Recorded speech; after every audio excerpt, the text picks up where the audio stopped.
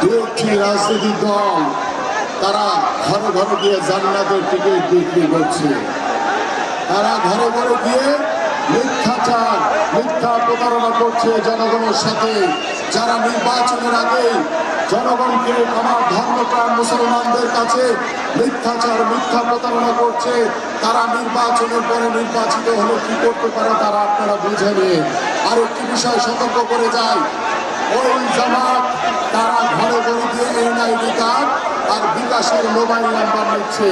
আমি আপনাদের কাছে সতর্ক করি, আপনারা প্রত্যেকটি এলাকার সাধারণ মানুষকে বলবেন, কেউ যদি গিয়ে এনআইডি নাম্বার কিংবা কোনো মোবাইল নাম্বার চায়, কেউ যাতে ওই জামাতের, ওই ষড়যন্ত্রকারীদের, ওই গুপ্ত সংগঠনকে যাতে কেউ না দেয়।